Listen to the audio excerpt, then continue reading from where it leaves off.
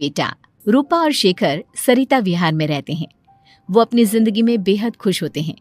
दोनों का शौर्य नाम का एक बेटा भी होता है, जिस पर दोनों ही अपनी जान छिड़कते हैं। शेखर, अब तो आप शौर्य को अपनी गोद से नीचे उतार दीजिए, उसके सोने का टाइम हो रहा है। नहीं रूपा, इसे मेरे पास ही रहने दो प्लीज। मैं थोड़ी देर में इसे बिस्तर में सुला दूंगा। लेकिन कल सुबह आपकी ऑफिस में मीटिंग भी तो है ना, और इसके लिए आपको कल जल्दी भी तो निकलना होगा। जाइए, आप भी जाकर सो जाइए। क्या यार, अभी तो मेरी गोद में आया था मेरा बेटा और तुम उसे लेकर जा रही हो। बाद में कर लेना अपने बेटे से प्यार, अभी जाकर सो जाइए। रूपा शेखर से शौर्य को ले रही होती है कि तभी शौर्य रोने लगता है।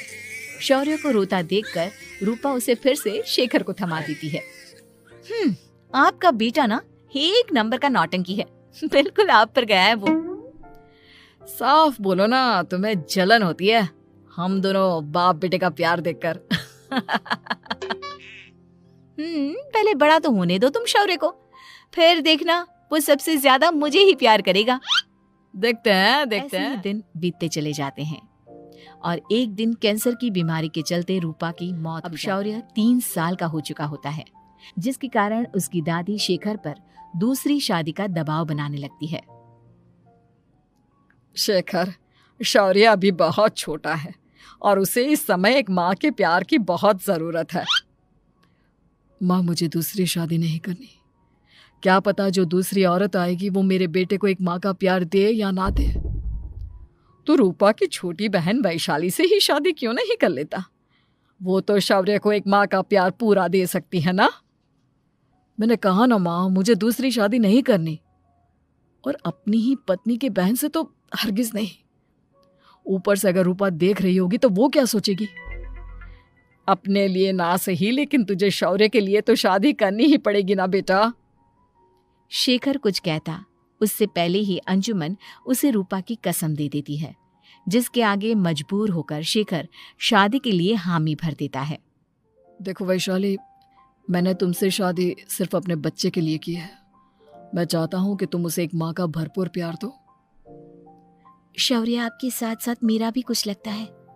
अगर आप मुझसे शादी नहीं भी करते तब भी मेरा प्यार शौर्य के लिए कभी कम या ज्यादा नहीं होता। शादी के कुछ दिनों बाद ही शेखर की माँ की भी मौत हो जाती है। वैशाली शौर्य को एक माँ से भी बढ़कर प्यार देती है। शौर्य को लेकर वैशाली का यूं निस्वार्थ प्यार देखकर शेखर को भी उससे प्यार हो जाता है। सालों बाद शेखर और वैशाली का भी लड़का हो जाता है, लेकिन इसके बाद वैशाली का शौर्य को लेकर बर्ताव बदलने लगता है। मैं देख रहा हूँ तुम आजकल शौर्य का जरा भी ध्यान नहीं रख रही हो।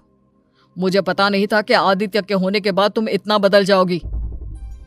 आदित्य मेरा अपना सगा खून है और शौर्य दीदी का, फिर मैं दोनों में अंतर कैसे नहीं करूं? माँ भले ही दोनों के अलग अलग है, लेकिन पिता तो एक है ना। अगर मुझे पहले पता होता कि तुम इतनी जल्दी बदल जाओगी तो मैं कभी तुमसे शादी ही नहीं करता। हाँ, तो किसने कहा था आपसे मुझसे शादी करने के लिए? मैं थोड़ी ना आई थी आपके पास, आपकी माँ ही आई थी मेरे घर आपका रिश्ता लेकर। वैशाली, मुझे तुमसे ऐसी उम्मीद नहीं थी। गुस्से में शेखर अपना पैर लेकर चला जाता है। पापा, मम्मा मुझसे प्यार क्यों नहीं करती? क्या मैं उनका सगा बेटा नहीं हूँ इसलिए मुझसे प्यार नहीं करती? मम्मा नहीं करती तो क्या हुआ बेटा, पापा तो करते हैं ना। कुछ दिनों के बाद, आज तुझे खाना पीना कुछ नहीं मिलेगा, चल चुपचाप से अपने रूम में जाकर सो जा। माँ, अब भाई को खाना क्यों नहीं दे रही हो? बेटा, तू आराम से खाना खा, इस नालायक की चिंता मत कर। एक दिन खाना नहीं खाएगा तो मर नहीं जाएगा ये। अगर भैया नहीं खाएंगे तो मैं भी नहीं खाऊंगा। तू अपने भाई का भक्त क्यों बन रहा है? ये तेरा सौतेला भाई है, सगा नहीं जो तू लक्ष्मण बन रहा है। माँ, आपको इतना भी नहीं मालूम? श्री राम और लक्ष्मण सगे भाई नहीं थे। श्री राम माता कौशल्या और लक्ष्मण माता सुमित्रा की कोख से जन्मे थे। दोनों के सिर्फ पिता एक थे, लेकिन माँ अलग थी। मुझे ज्यादा ज्ञान देने की जरूरत नहीं है, ये सतयुग और त्रेता युग नहीं है, समझे? आया बड़ा भाई का चमचा। इतना कहकर वैशाली वहां से चली जाती है। शेखर वहां आता है और आदित्य उसे सारी बात बताता है। मुझे माफ कर दो शौर्य। तुम्हारी माँ के जाने के बाद मुझे दूसरी शादी का फैसला करना ही नहीं चाहिए था। अगर मैं दूसरी शादी नहीं करता तो शायद आज तुम्हारी ये हालत ना होती। नहीं पापा, अगर आप शादी नहीं करते तो मुझे आदित्य जैसा छोटा भाई कभी नहीं मिलता। थैंक यू मुझे इतना अच्छा भाई देने के लिए।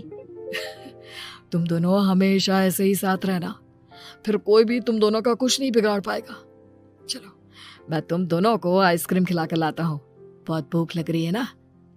शिखर शौर्य और आदित्य को आइसक्रीम दिलाने लेकर जाता है। वो दोनों को पार्क में खड़ा करके आइसक्रीम लेने जा ही रहा होता है, तभी तेज रफ्तार से आती हुई एक गाड़ी उसे कुचल देती है और उसी पल शेखर की मौत हो जाती है। शौर्य की जिंदगी नर्क से भी बदतर हो जाती है। सुन रे चिरकुट, इस घर के किसी भी सामान को मेरी मर्जी के बगैर हाथ मत लगाना। इन सब पर अब तेरा कोई हक नहीं है, समझा? ठीक है माँ, मैं आपकी इजाजत के बगैर किसी चीज को हाथ नहीं लगाऊंगा। चल जाकर अब पूरे घर की सफाई कर।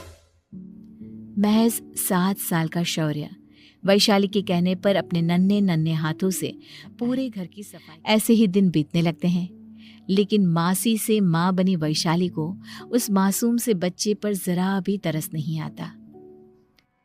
क्यों शौर्य, ये घर में इतनी गंदगी कैसे हो रही है? ढंग से सफाई नहीं की है क्या तूने? माँ मैंने तो अच्छे से सफाई की थी, लेकिन आदित्य बार बार इधर उधर चलकर गंदा कर देता है। अच्छा, खुद से एक काम ढंग से नहीं होता और अपनी गलतियों का जिम्मेदार मेरे बेटे को ठहराता है। इतना कहकर वैशाली बांस का डंडा उठाकर शौर्य को जोर जोर से मारने लगती है। तभी वहां वैशाली के मायके वाले भी आ जाते हैं और उसकी सारी करतूतें देख लेते हैं। माँ मैं ऐसा क्या करूं जिससे आप मुझे भी आदित्य के जितना प्यार करोगी? बोलिए ना माँ, मेरे क्या करने से आपके अंदर मेरे लिए ममता जागेगी? वैशाली शौर्य की एक नहीं सुनती, उसके ऊपर डंडे बरसाती जाती है। हद पार होते देख वैशाली की माँ उसका हाथ पकड़ती है और जोर से उसे ये सब करने के लिए तूने दामाद जी से शादी की थी? हमने सपने में भी तुझसे ऐसी हरकत की उम्मीद नहीं की थी। तू माँ नहीं, माँ के नाम पर एक धब्बा है।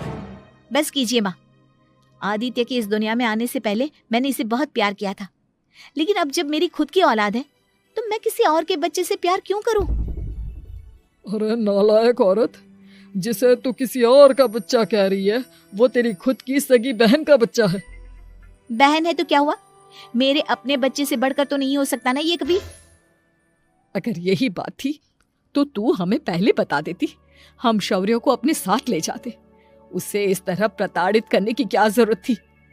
अगर आपको लेकर जाना है ना तो ले जाइए इसे, मैं नहीं रोकूंगी। नहीं माँ, मुझे कहीं नहीं जाना, मुझे आपके साथ ही रहना है। मैं तेरी कोई माँ बाबा नहीं हूँ, तेरी माँ मर चुकी है, समझा? अब निकल जा मेरे घर से।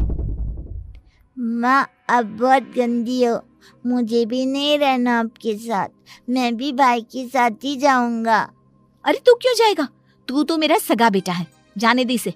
हम यहाँ ऐश से रहेंगे, तुम्हारे पापा बहुत सारी जमीन जायदाद छोड़ गए हैं तुम्हारे लिए। नहीं माँ, मुझे भाई के साथ जाना है।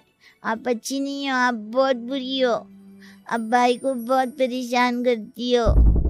देख वैशाली, तुझसे ज्यादा समझ तो इस मासूम बच्चे में है। ये तेरे बुरे कर्मों का ही नतीजा है जो आज तेरी सगी औलाद खुद से तुझे ठुकरा रही है। आदित्य, तुझे इस शौर्य ने भड़काया है ना मेरे खिलाफ?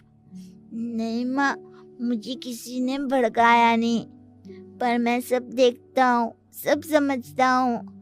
भाई बहुत अच्छा है, वो आपकी जैसा नहीं है। चलिए नानी। इतना कहकर वैशाली के मायके वाले आदित्य और शौर्य को अपने साथ ले जाते हैं और इस तरह वैशाली बड़े से घर में अकेली पड़ जाती है। 2 बेटों के होते हुए भी आज उसे माँ कहकर बुलाने वाला कोई नहीं होता।